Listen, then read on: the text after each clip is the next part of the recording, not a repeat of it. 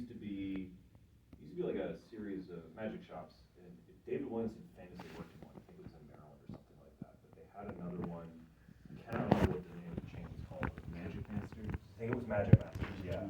And it was one in Atlanta, Georgia. My dad was a salesman. He worked in sales for a plastics manufacturer. And I remember he took me there and he got me like a set of custom balls. I still remember the dark wood paneling. I went there years later. I was playing a gig in Atlanta. I was staying at that hotel, and I went to go look for that Magic Masters, and it's a Starbucks now.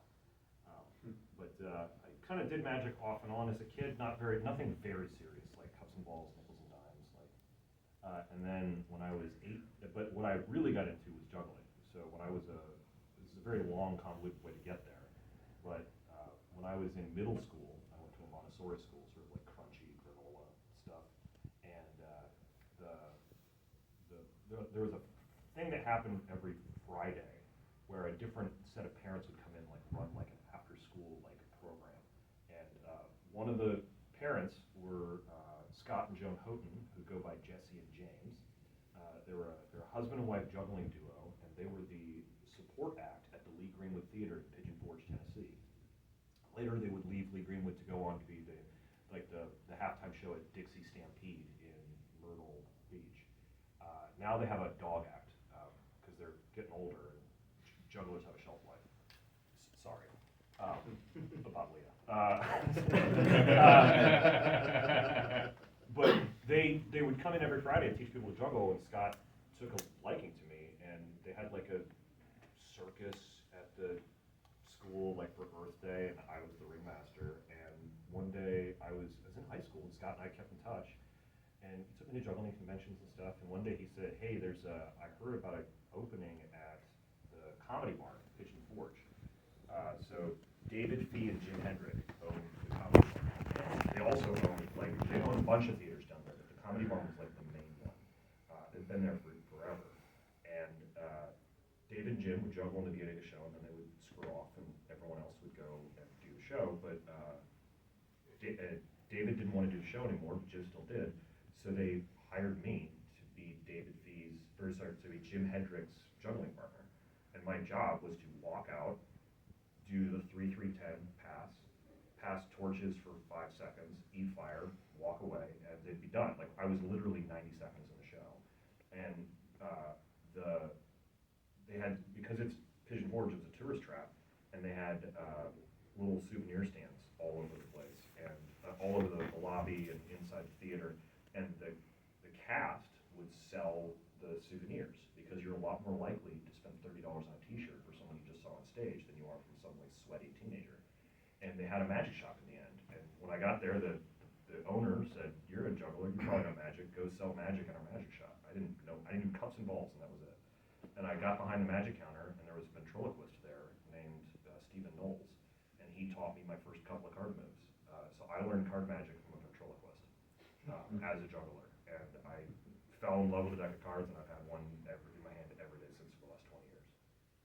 So that's like the long way to get to it, but the short answer was I was a juggler, and I had to sell magic tricks. So I became a magic trick shop pitch guy for like 3 years. That was what I did. I pitched Svengali decks, metal photographies, cups and balls, nickels, dimes.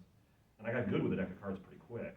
And so what we used to do was we would have like a regular deck of cards. We acquired a deck of Fox Lake cards, because all the Svengali decks and metal photographies we had were made by Haynes House of Cards over at Cincinnati. And so we got a regular deck of cards, and I would do like gambling stuff for people just when we were waiting, and it would build a crowd, and then we would deck switch into a Svengali deck, and people would think that you could do all the other stuff with the Svengali deck. And that was kind of the first con I ran, I guess. Well, that was it. Yeah. So there you go. Now you're working at Penguin Magic now. Yes. What's your position at Penguin Magic? And you can explain. Yeah. Penguin Magic is the world's largest magic shop.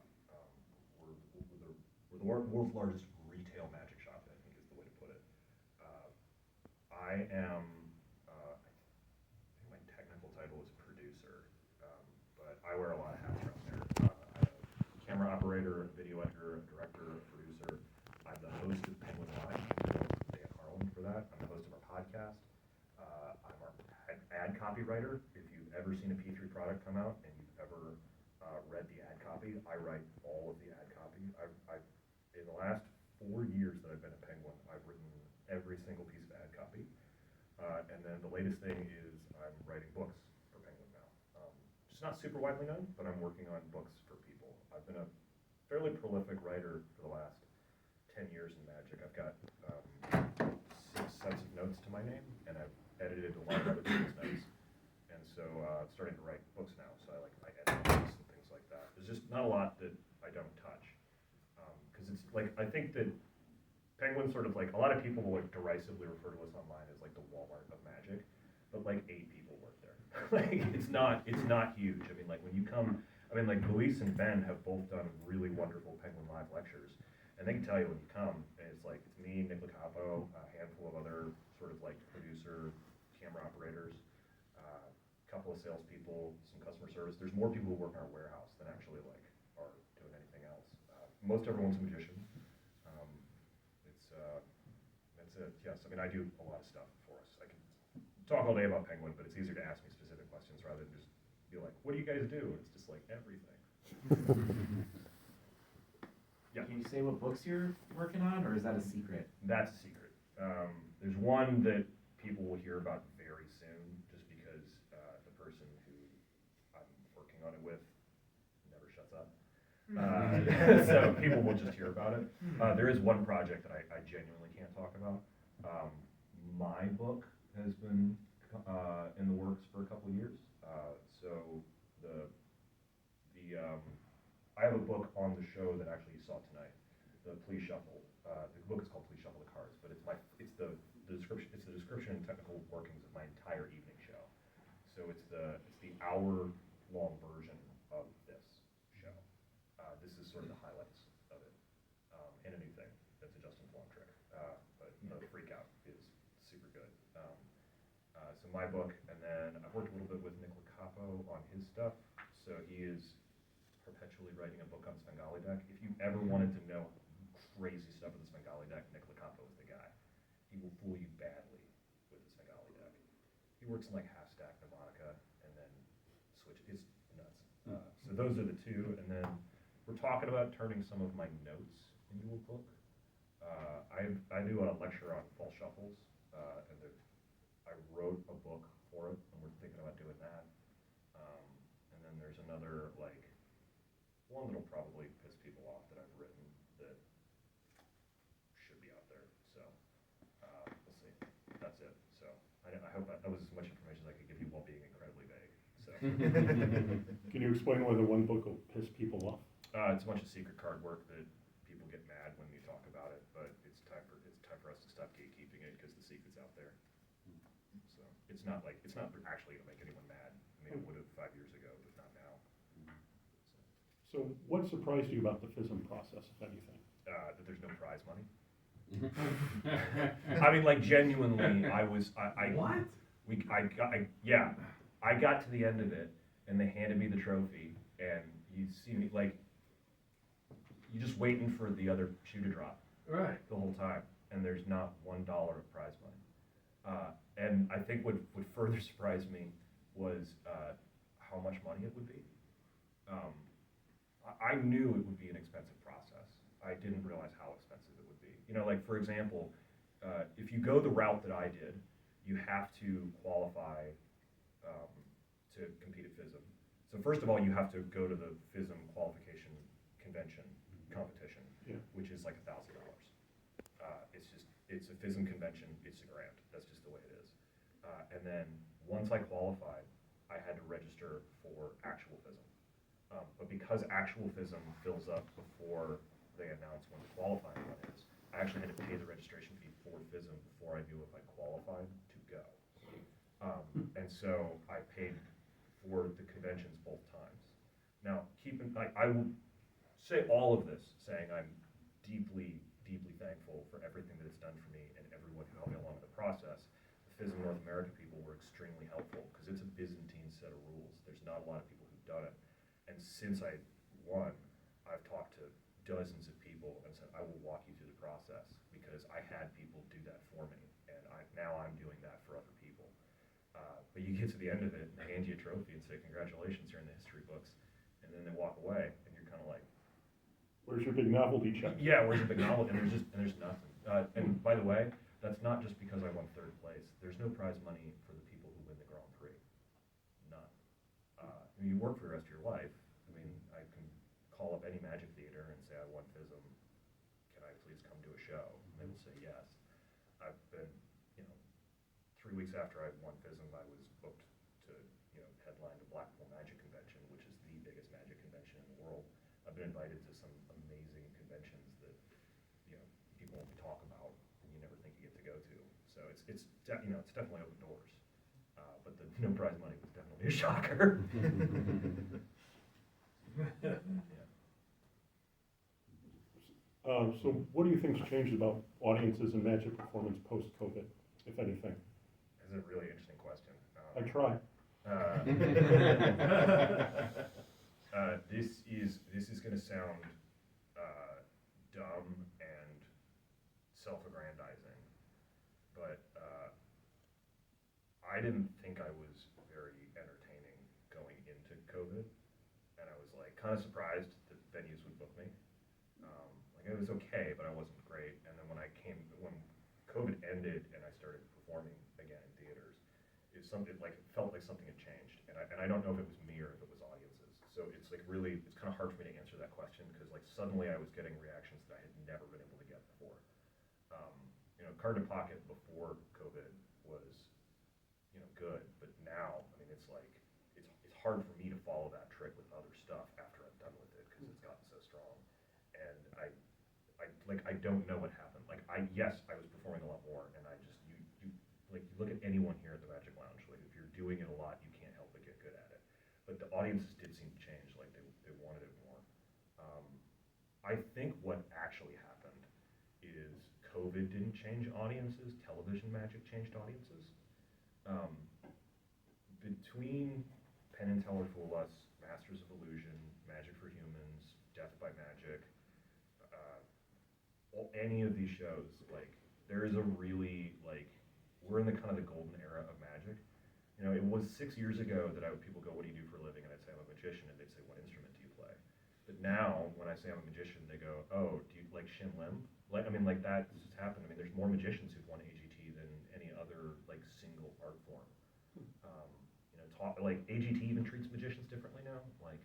It's less of a risk to go on AGT as a magician, or because AGT is one of those shows where everyone has to fail except for one person because it is a genuine tournament style competition, and everyone has to fail in the most dramatic way possible because it's a television show. I'm not saying anything other people haven't said 1,000 times before, but there's less risk because they understand that magic can be really good. And Penn and Teller are just killing it. I mean, if you go see Penn and Teller show right now, the way they open it is really fascinating. They tell you straight up. So we have a little show called Fool Us, and the show you're going to see tonight is very different. You're going to see some of our hits. We're going to show you some of the magic we've been doing for 30 years. But at the end of every Fool Us show, we do one of our pieces. And we originally did that, put that idea out there. We thought, we'll be on for 3 seasons. We got more than enough material to finish that. Well, last night we finished taping season 10 of Fool Us, and frankly, we're out of material. So we're going to try out new stuff tonight. And that's an interesting thing for them to say, because they don't have to do that, but they have to keep the show going. And the show is going because the network wants it, and the network wants it because they can sell commercials around it, and people are watching it for that reason. So it's definitely out there. I mean, how many times did the magicians go viral on YouTube or TikTok? And good magicians too. It's not all people exposing stuff or weird, loud prank things. I mean, it's a different era right now. There's great. I mean, it was hard for me to get my girlfriend in tonight, and I'm one of the performers. This place has been sold out for months before I got here. It's insane, and there's venues like this all over the country. So it's just, I think that really, it's that audiences change because of the way television treats magic now, and it's seen as a genuine art form. I had a quick question. Yeah, go for it. Now, do you believe that there could be a turnaround to that? Because historically, there's been ups and downs in magic. Mm-hmm. And I know from your broad view of observing magic, Yeah. maybe it's just me wondering out of paranoia, but Oh yeah, definitely. I mean, But could there be a turnaround, like a masked magician? I don't think, I mean, that's sort of the classic old school one. He's gonna be writing the book. yeah, well. Yeah, he's gonna give it all away. The one. He's gonna be the one. Well, if you look at like the Masked Magician, Right. there wasn't any really good magic on television at that time. Like Right. once a year, It was Gary like a Levin dearth. put a special out, or Yeah. David Copperfield would put a special Yeah. out, and that was it. And it Right. wasn't, and even then, like Pre-Blade, it was just different, right? Yeah. And I don't know, man, the way they wrote that thing, like it's on Netflix now, and it's hard to take seriously because Right. of the like adversarial nature of it. Right. Um, Right. But Do you think that's gone away a little, and that's magic? the adversarial nature of magic, I don't think will ever go away. Oh. Because I think that there's too many magicians who are amateurs performing who treat it as a battle, and I Sure. think you have too many pros who treat it as a battle. Okay. And I don't think that I think some of the best magicians I've seen have a grounding in other entertainment style art Right. forms. Like Nick DeFat spent so much time in burlesque rooms. Right. And I think that genuinely changed the way he approached performing, right? Like John Armstrong has like worked on directing plays. Mhm. Carissa Hendricks is, just as much of an actress and variety artist, and Right. street performer as she is a magician, and the list goes on. I think Yeah. that a lot of people who just grew up directly in magic, because the thing that we do as magicians is like, hey, look at this, or can you see my past? And the people who didn't grow up in magic who Yep. came to it later, I think they just treat it differently. I mean, to me, this is a juggling show. I mean, all I do is, like that line at the beginning of the show, this is a demonstration of skill for which you have no explanation, is exactly how I think of this. I don't think of anything that I'm doing as magical. I mean, yeah, I'm using the principles of magic, but I never really approach it that way. Oh, okay. And I think that may be why I'm able to like, get away with like pretty bold, open shit. Yeah. Sure. But also like, it's just the way I deal with the audience is just different. Right. I But think. yeah. Yeah, but I think I think there could totally be a change in like the general public's view towards magic, just as there is against different kinds of music, different kinds of plays. Right. I mean, what you said is true, but not just to magic, to all forms of Right. culture. I just didn't know if you detected any pattern from your deep inside the realm of magic, or. I don't really. Okay. Just curious. Yeah, but I mean, like, also, like, I'm not out there gigging outside of, like, places like this. Like, Right. Penguin affords me the ability to make, like, Right. I do the Lounge, the Castle, House of Cards, Mystique, Mhm. and I've got a handful of corporate clients who pay me way too much money. Right. And that's it. Like, I'm not out there doing tables, like, at an Applebee's. I'm not doing bar magic at the Blue Danube on High Street in Columbus. Well, I agree with you, though. The general public's attitude towards magic is very positive right now. Oh, yeah. Yeah. I just was curious if you had any insight if that could turn around. If- Just if- out of my own fear. If it will turn, if it turns around, you will be the first person I call. Let me know, because I want to go Yeah. hide before this. Right. Sorry. I was impressed by your handling of the Karas of the world, in management of somebody who's not necessarily following directions or stuff like that. Any tips on when you reach those people? Yeah, so she's not, she was a little bit different. She was a little adversarial, right? She didn't want to come up, she wanted her husband to come up. And then, so when that happens, that's a shy person that is a lot more malleable and easy to control, right? So, because I'm kind of loud and I can just sort of bully people into doing whatever, right? In like a nice way. But also the reaction here was, so he was starting to get in on it, because he wouldn't have done that, like messed around with it if she hadn't first. So the first effect is very strong, right? But we want clarity of effect. So I know inherently that I'm going to be doing that again, but I'm going to be doing it in a way that she can't get in the way. Like there's no way that she can mess around with it. And so generally with people like that, if you switch to something bulletproof that is like very simple, very direct, and something that they can't mess around with, and you like genuinely shock them, then they will suddenly become compliant. Because she doesn't know how good this is, because she has nothing to compare it to. So if I just sort of like, for lack of a better term, shock and awe her with impossible stuff, and I also kind of knew that there was something coming up that she really wasn't expecting, which is, you know, the nature of this is like it's 7 over here and it's 13 over here, right? Or 7 over here and 13 over here. So she instinctively thinks that when she hears 7, she thinks it's going to be 13. But I know that I've copped off an additional 4 or 5 cards and I've put it in there because so many times people have said, I said, how many cards do you remember counting in my hand? And some idiot goes 13, and I can look at them and go, that's not what I remember. And now everyone's surprised. So I know that there's something that she's definitely not expecting coming.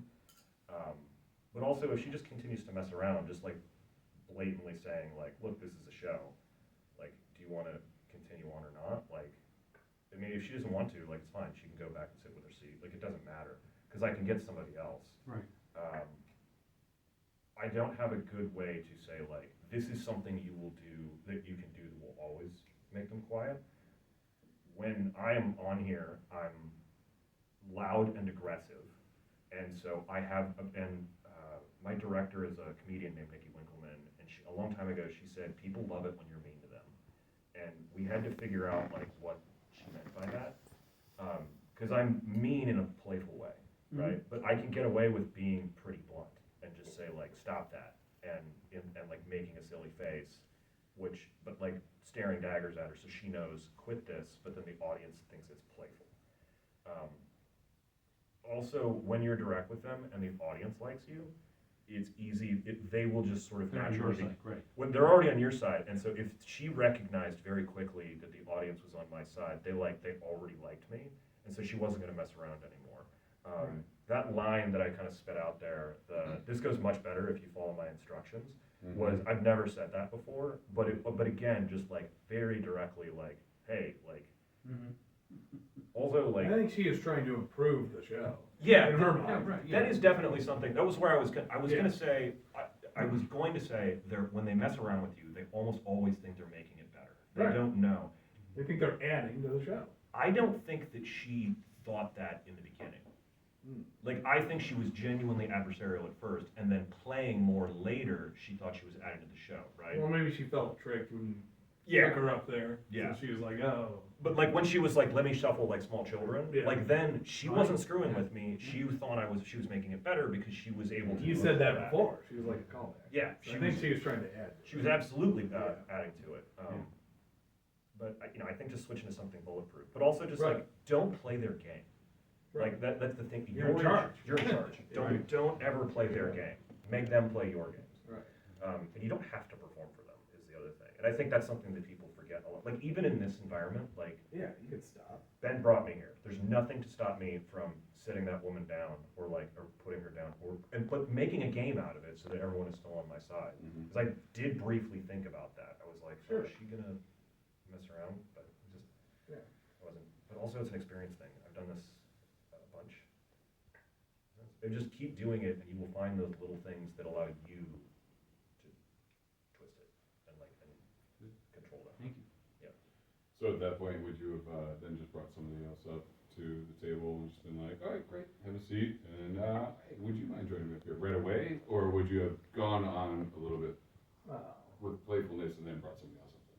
I don't know. Yeah. It's like the That's nuclear what I'm option. I'm just saying that's always available. I think Yeah. that's what he's It saying. is, yeah. It's like you could always do that, Yeah. but it's like it rarely has to come to that. I imagine. Like, let's say she was super drunk. Right. Yeah. I probably would have just like stopped it and like Yeah. called like, Yeah. Exactly. give me an old fashioned or whatever the secret code word is. Yeah. It's old fashioned at House of Cards. I don't know what it is here. Well, we gotta figure it out. Yeah. It's called the French draft, I think.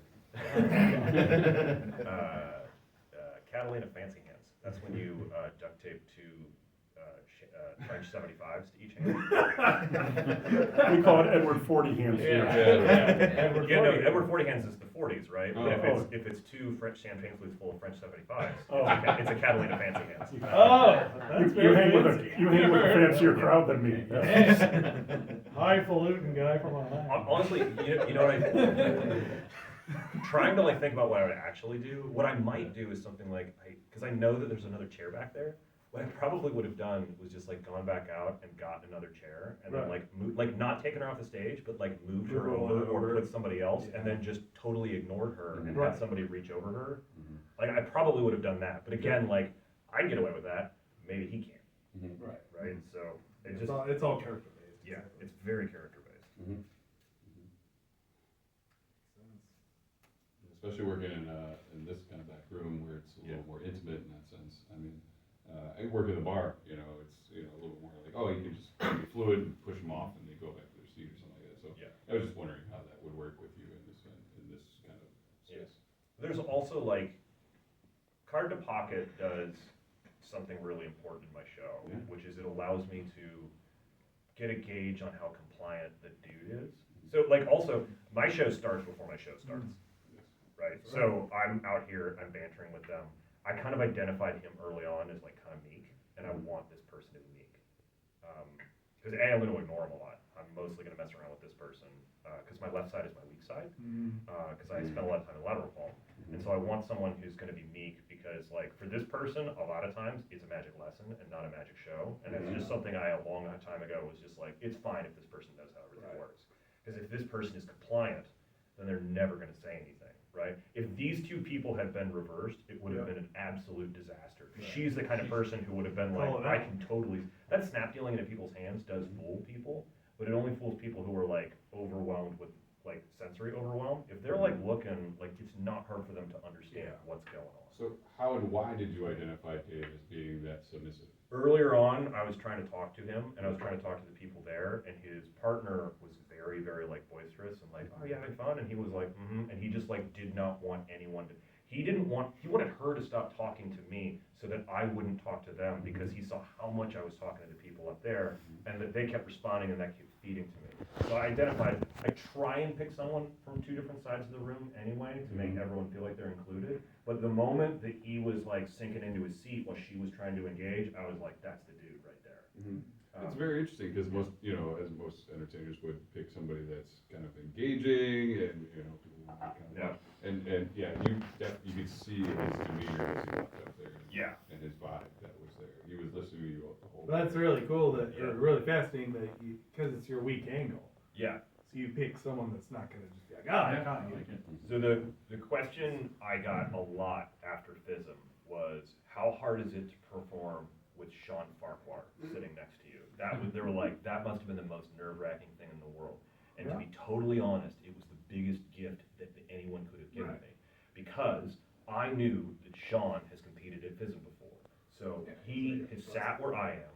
I know he's going to do everything that I want him to. He's not going to screw around with me. He's not going to, and I'm like, you know, there's a point in the FISM act where I'm like, all right, you gotta choose a position 1, 2, or 3, and we all know smart money's on position 2, and you look like a pretty smart guy to me. Like Sean's gonna pick up that cue and hit 2, because he knows that I could go anywhere, but I've scripted it so that 2 is the most emotionally satisfying.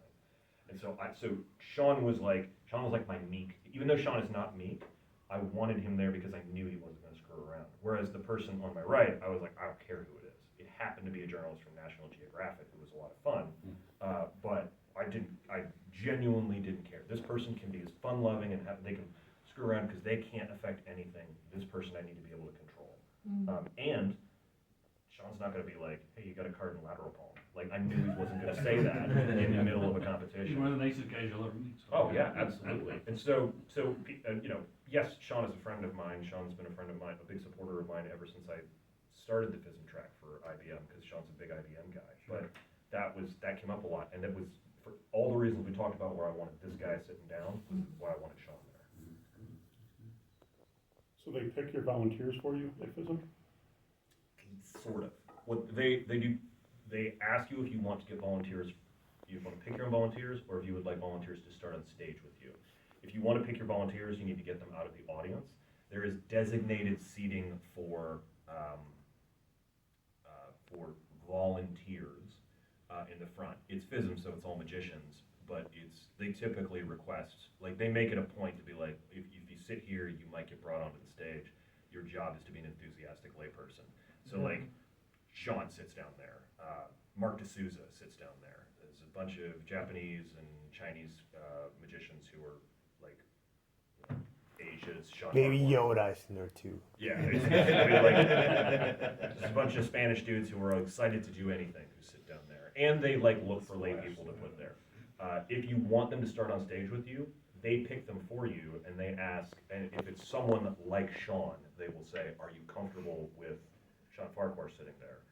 Because they're drawing them from this group, but they will ask you if you're comfortable with that, because that way you don't have it. And then the other person, they were just like, they just grabbed it and they were like, "Do you want a man or a woman?" Like, that was the only other thing they wanted to know.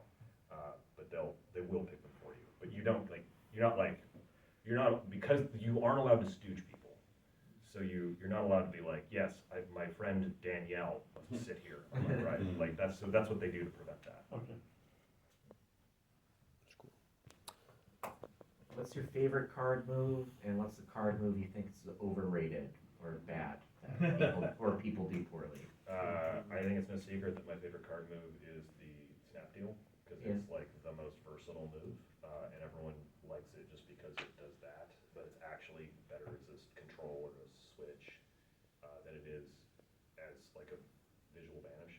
Also, almost everyone does it wrong, so I like being one of the few people who does it correctly, because I'm a jerk. No, I think a lot of people do wrong. a lot. A lot? Yeah, that's a whole thing. I'll wait for the book. Erik Tait Penguin Live 1. No, I'm around all week, I'll happily walk you through it, but most people listen to his words and don't watch his hands, Leonard's words. Yeah. In English, English is fabulous, but English is his second language, and the way he describes the move is the way people do it incorrectly. Whereas if you like watch his hands, what he's doing is not what he's saying in his tapes. He describes it better in the master class, but where he really described it and where I learned it was his book, the Snap Deal booklet. It's a small green pamphlet that I got from Penguin 20 years ago, and it's very well described there by, I think David Stone wrote that book for him. And it's very well described in that book, and so it's better to learn it actually from there because you will do it correctly. Takamis does it really weird. He does it well, but he does it very differently than either Leonard or I. His fingers do this weird swirly thing. So, yeah, that's that. I love the snap deal because it's so versatile.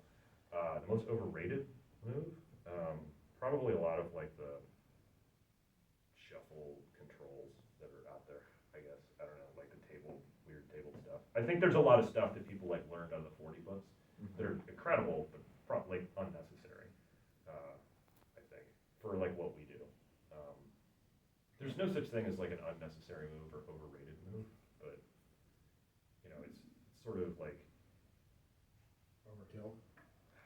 yeah. I think what happens is a lot of people forget that things like, and especially like when people are young and like learning really good moves, they forget that efficiency is often more deceptive than technique.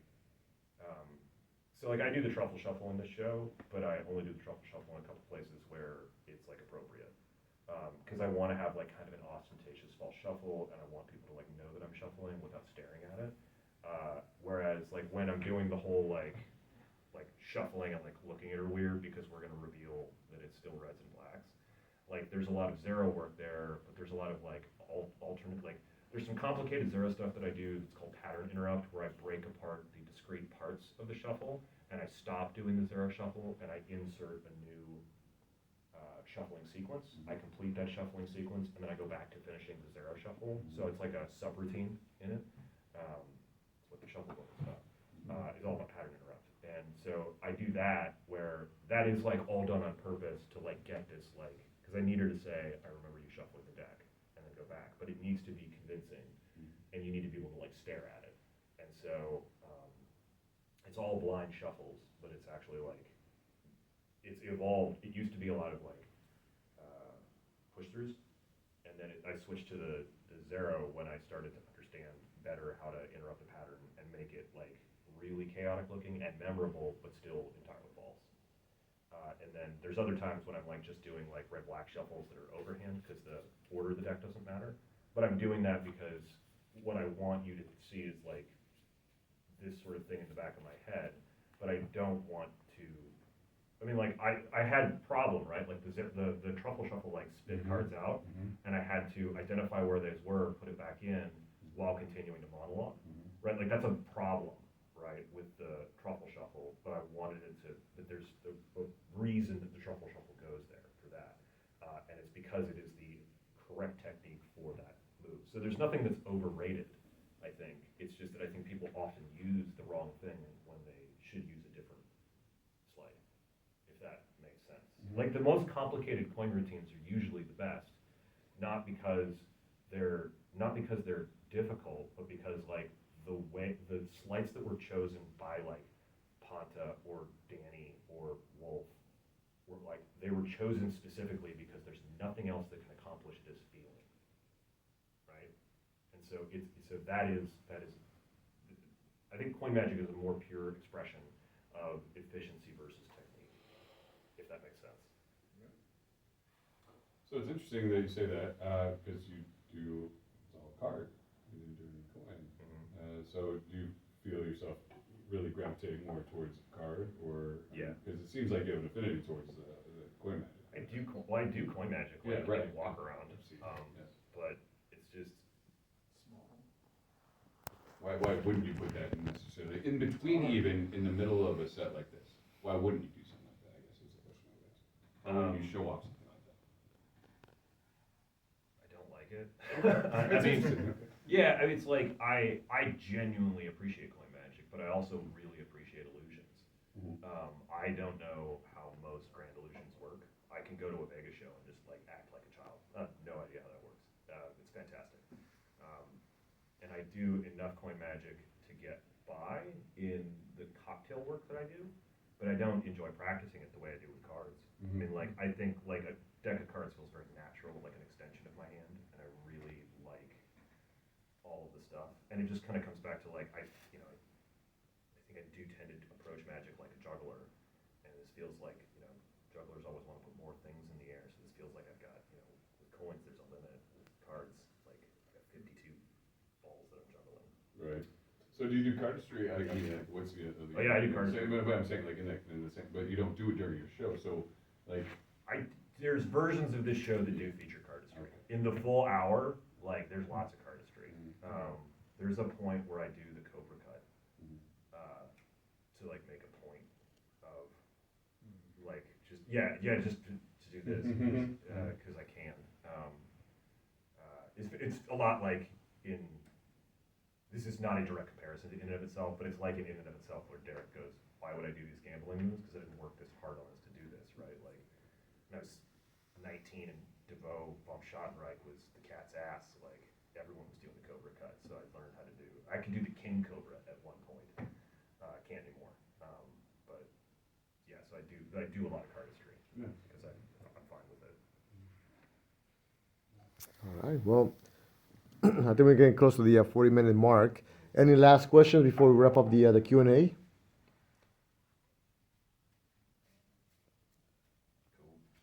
Cool. We didn't have any. Yeah. Give it up one more time for Erik Tait. Yeah. Yeah.